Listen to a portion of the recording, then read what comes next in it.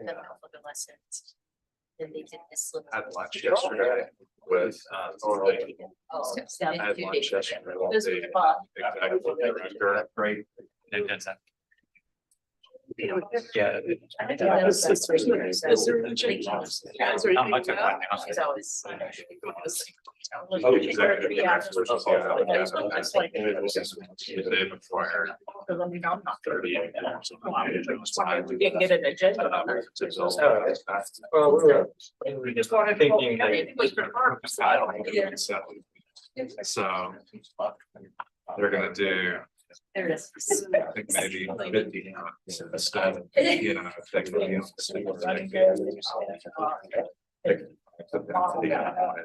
Yeah, it sounds fine. But,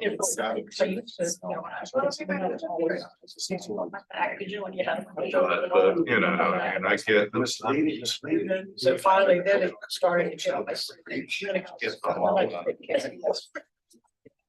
You know, or in super practice, developing an argument. Yeah. Last night or night before, Monday. It's. You know, I. And I knew. Yeah.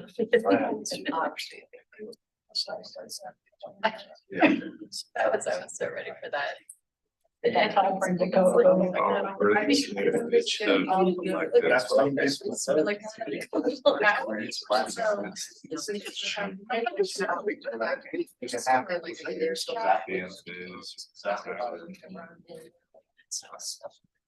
Yeah. Very curious how that would. Yeah, sure.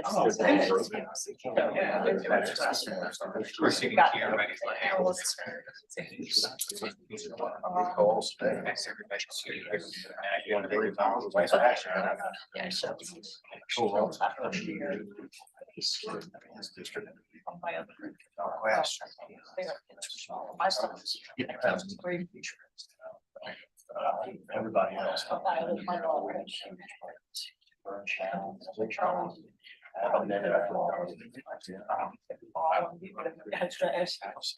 People upset. He figured out how to open doors. That's what I'm hoping. He's in. How many calls? If he notices, yeah, it's fun. He's really curious. Are we ready? Oh my God. Let's make it happen. Oh, y'all. Good and stories. Time over there. Okay. Ladies and gentlemen, President, if I get your attention, I gotta go. I'd like to welcome you to this, hard to believe, November the 15th, Planning Commission meeting in the city of Charleston. My name is Charlie Carrots. I'm the chairman of the commission. Joined by Vice Commission Chairman Howard Lassane, Jimmy Bailey, Donna Jacobs, Sunday Lepsis, and McKenna Joyce. These folks are appointed by Charleston City Council and they're volunteers. I know you thank them as I do for their time. I'd like to start off the meeting. One of our commission members, Laquita Bryant Jenkins' father died. I'd like to start off the meeting with a moment of silence and memory, not only in his memory, but also hopefully with the peace in this world, but memory of George Bryant.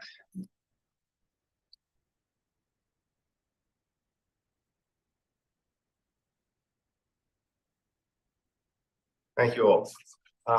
Way the meeting around is I'll call it right, read an item. We don't have a lot on the agenda, but so it'll go pretty fast. But I'll read an item from the agenda into the record.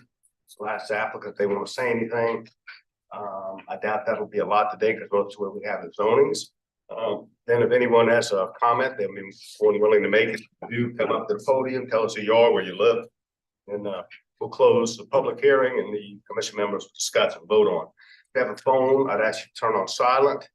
Mr. Morgan, anyone you want to introduce some staff? Sure. So I'm Christopher Morgan, planning manager here at the city.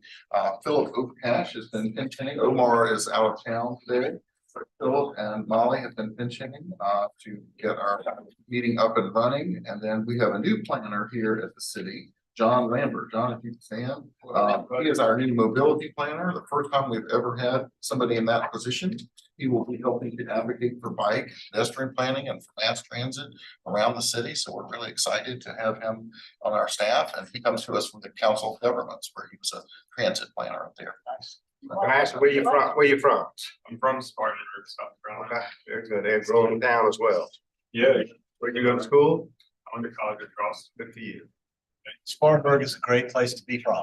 I'll tell you that. It's a growing area, I tell you. Thank you, and we look forward to working. Mr. Morgan, I think, so number, under rezonings is for number 1, 2, and on residential subdivisions for ordinance amendments for, and one zoning is deferred. Anything else? Yep, this is about as deferred of agenda as you can possibly have. I'm okay. Other than still having a meeting. But yeah, those are No, I love them. So the first item on the agenda is request for the minutes of August 16, 2023. Ms. Jacobs.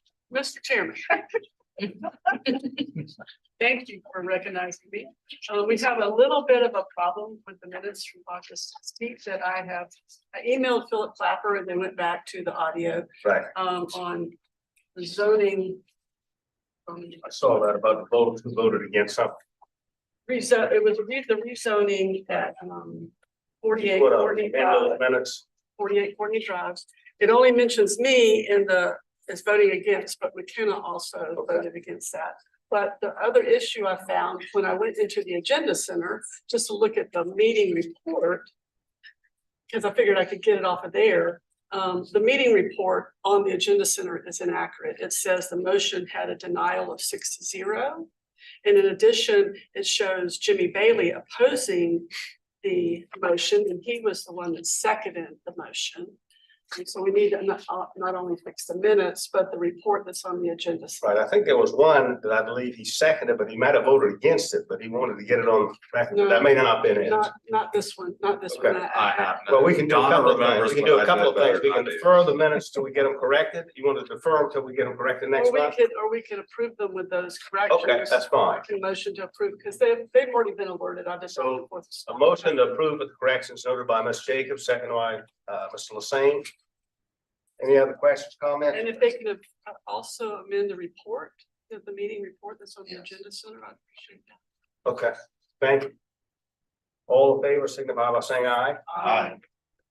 All, any opposed, please, that's, Ms. Jacobs, thanks as always for doing a great job proofing everything.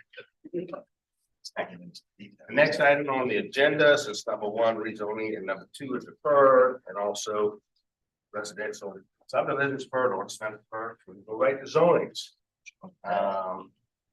Ms. Moore, can we take any together? The way they're ordered, we may have a few. That's all right, we'll start off. We don't have a standalone. I think we can answer. 2871 Maybank Highway, Johnstown, TMS number 313-0000, 133.73 acres. That's zone is GB, zone OD, JO, MHC, LTC. Ms. Morgan. Okay, so this is a recent annexation into the city. It's in the process of being annexed. It's near some other businesses that you all may know well. And John Island Lodi Brewery is right here on the property we just annexed not long ago.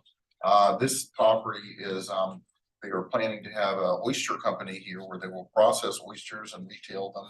And that all works within our general business zoning category. Just a couple other slides to give you some info.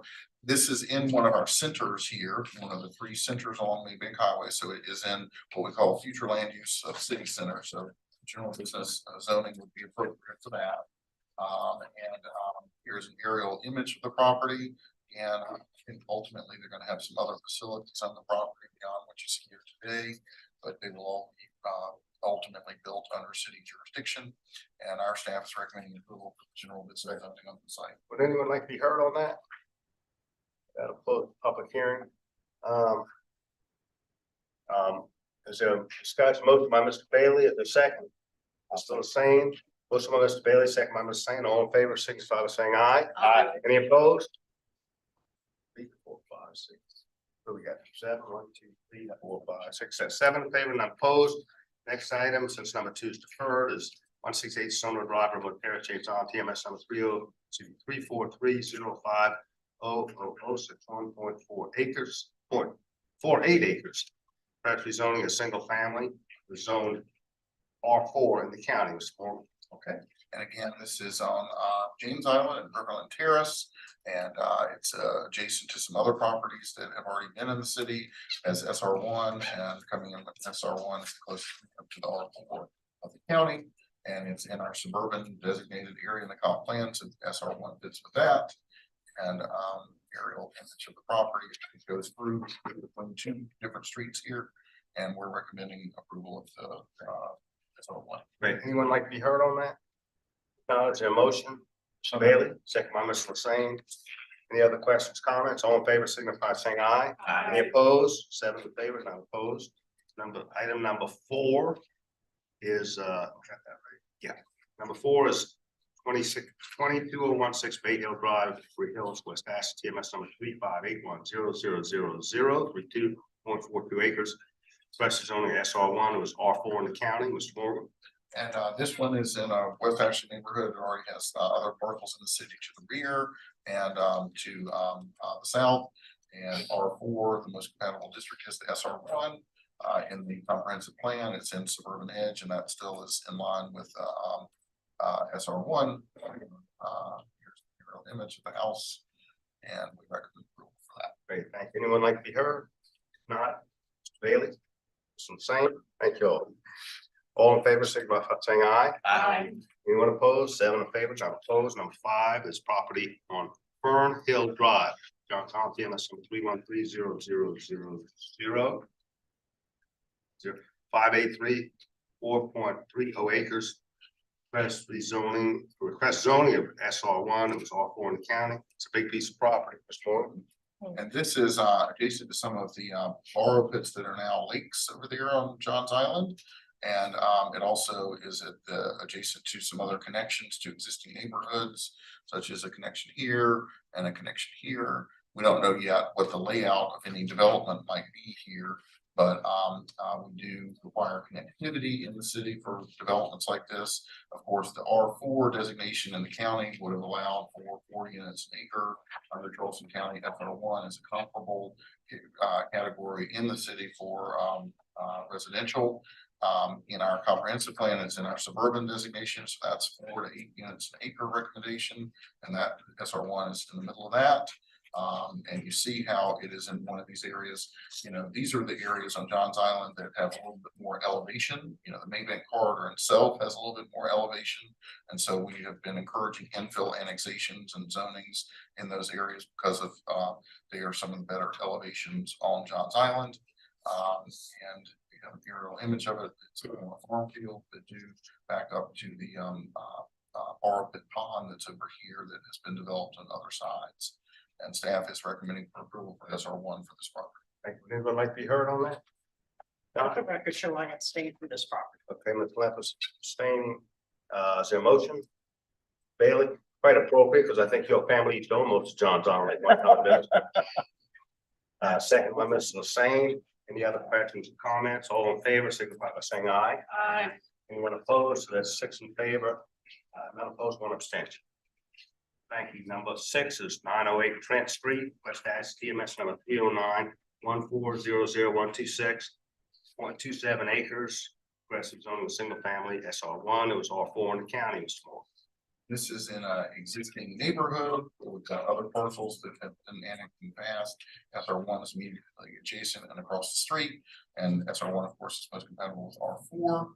And you can see it's in suburban edge, so again, in line with the comprehensive plan recommendations, and just an aerial image of this house that's on the property, and staff recommends approval. Thank you. Anyone like to be heard on that? Not. I'm gonna look the other way. The Joyce, a motion. Great, thank you. I'll second it. Second by Ms. Leffers, we'll go to this side. Motion, second by Ms. Leffers. It's all in favor, signify by saying aye. Aye. Any opposed? 7 in favor, none opposed. Number 7 is 1975 Holiday Street, West Edge, TMS number 35515000105.2 acres. Question on SR1 was R4 in the county, Mr. Moore. So this one is a single family residence as well in a neighborhood that's had a lot of annexations. And the R4 translates most directly to the SR1. And we have our comprehensive plan recommendation of suburbans, that works.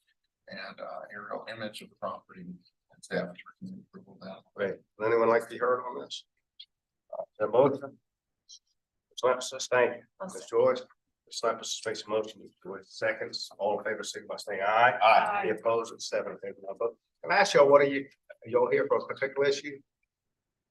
I was here to, was concerned about the rezoning on the Fern Hill Drive. That was Fern Hill for, Drive, the 4.3 acres.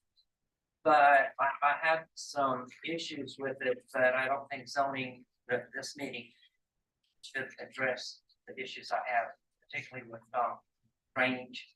And that's the Fern Hill Drive? Yeah. Well, if you have a question, I'm sure Mr. Morgan afterwards, if you contact him, I'm sure they can assist you. Thank you. Great, for this young lady. So that is the zonings. The only thing I'd like to say is we're getting a lot of zoning, we like more. So Good job. we can repeat the zonings and the number we have, but let's take it. Mr. Chairman, I would just be curious why 1819 Wallace Lane was deferred, because I know that's in a settlement area that we should look at. And when I looked at the property before I got the deferral, it's pretty internal into the neighborhood for a general office, but it's owned by the city. So it's just. So it fronts on Ashley River Road as well as Wallace Lane. And we didn't put a sign up on Ashley River Road. We just put one on Wallace Lane. Like the post. And some of the folks over there asked about that. And so we need to post it on both sides. So it'll be back next month. But this is a sign for a future city fire station.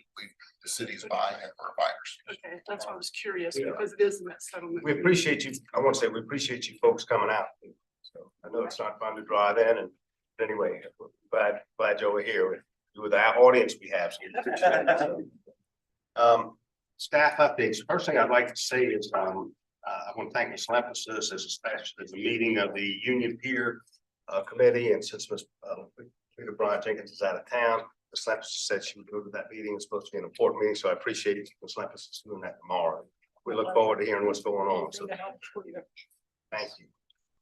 Mr. Morgan, staff updates. Yeah, so the thing I have to update you all on is, of course, you all had seen on your agenda Herder Square, and then it was deferred, and I think they are, doing some fine tuning on their plans, and they are interested in coming to you all, but they would like to request a special meeting for that. Because it is a pretty detailed project. Some of you all were able to come to the special session we had, some of you were not able to be there, so we probably have to rehash some of that in the context of the PUD discussion and the height ordinance amendments discussion. And so they had requested that potentially a special meeting and a date that worked on a number of calendars, but I wanted to see what you all thought about all this. Was January 4th, but I'm all in the commission, so I'll tell you what you're thinking. I appreciate it. I talked to Melissa saying a little bit about it. I have a concern about having us, well, I'd rather just come and deal with it if it's a meeting like tonight or what we usually have. I'd rather come one time and stay a little longer than have to come back, me personally. But I also have an issue with an applicant asking for a special meeting for their particular item. I think it may. It is something that our ordinances allow for. They have to pay a special fee, things like that. And it's not uncommon, like with BAR for bigger projects, that a special meeting is held. I'd like to hear from other commission members. Jacobs. So I think one thing that concerns me about that is that understanding that it is a large project, I think it doesn't, even though they have a right, I think number one, I'm concerned about the date, because I think January 4th is a date that, you're still trying to get your bearings straight. You're hoping You're not still hungover, I know that. Might not be hungover, but you might be hangry. And then also from the, with Union Pier, it was the size of it that I think, and the importance of it. And I think we've seen kind of these Courier Square developments, process along, and I don't think there's been a significant amount of consternation. Right. Jacobs, yeah, I hear you. No more controversy than any other. Right. Yeah. Up two points. One is when I asked Christopher about this, I was asking specifically why we were at least listening to the ordinance tonight, because I know this ordinance is connected to the PUD. But if we didn't pass the ordinance, or we wanted more information about the ordinance, it's heavily influenced in the PUD. And then he spoke that we were gonna have this special meeting, but I still would like to see that separated, because the ordinance is specifically written for this PUD, but it's, when I was listening to all of this during this informational meeting, it's very nuanced and complicated, but it will be a city ordinance for Old City Height District. And I wanted to make sure that we had time to process this very convoluted, nuanced height ordinance addition, because it's gonna add additional 8 to 12, which is somewhat like Upper Peninsula, where you can ask to be in the 4 to 12, but you have incentives and stuff. And I just hate to combine those two into the same meeting. And I was hoping we would at least could get some information ahead of time where we could process Well, that. staff is still planning before to the have those on the application. same agenda. They are very interrelated in that their team, they have architects, planners, attorneys who are involved in that ordinance amendment that are also involved in their PUD. And so they'd have to bring their whole crew in for that discussion as well. And, the PUD, it is very interrelated to the PUD. We're gonna hear those in the same meeting. anyway. Exactly, but my point is that it's a city ordinance that could have downstream impacts. Because once it's in the code, someone else could see it, and we shouldn't just view it in relationship to the PUD, we should review it in relation to the city. So that was my comment about that. Right. My other comment was I've been watching council handle the Verdier property PUD amendment that we saw at planning commission that went through without any issues or problems. It made sense to us. But when it got to council, it got very convoluted and long. I know it took 2 hours for them to get it through first reading. And during that time, there was a lot of discussion about all the nuances of PUDs that have vested rights for a long time. Courier Square could get vested, let's say, in 2024, and they don't start to build till 2034 for market reasons or whatever. And then maybe some dynamics have changed. So I also worry that we get plenty of time for something that's this important to discuss it. And the only way we really get that is in a special meeting where there's no other influences or the meetings run long and we've just kind of, we've tuned out because the meeting's long. But I understand the other issue, the other side of it. There were some really intriguing things about this PUD at the informational meeting that conceptually looked very intriguing. And I just think we ought to have the benefit of time to digest it. Mr. Bailey? Wherever that comes about. Mr. Bailey, any thoughts? I don't have a super strong feeling one way or the other about this particular project. I mean, maybe I'll see the stuff and feel differently, but I do think it's a somewhat different animal than Union Pier. There's already a lot of surrounding development and so forth. I don't have a Okay. Anyone else? Ms. Lapis? Yes, I will not be in town the week before, You're not available. so I will be here. I'm out of the 31st weekend. And then secondly, how does this, if we enact a new ordinance, how is this going to work with the rewriting of our zoning ordinances? Will that be impacted in any way, shape, Well, or the form? heights, actually, the height ordinances aren't really being changed in the city's zoning code rewrite. We are looking at heights in particular in reference to our waterfront redevelopment areas that we're, that's the whole thing we're looking at kind of separately from the peninsula plan. I mean, in conjunction, but as a separate effort on top of the peninsula plan. And before we see any development proposals for Union View, we're going to have those recommendations. So the heights that would be here would, if this were approved, that would probably roll into just the new zoning ordinance. So we're not entertaining any height changes in the zoning rewrite? In the zoning rewrite, the height section is not necessarily something that they are working on because that was just done in 2017. with separate group of consultants and all. Joyce, Mr. Same. Can you clarify what the ordinance says about their request for a special meeting? I mean, is it something that we are obligated to grant their request, or is that we have discretion?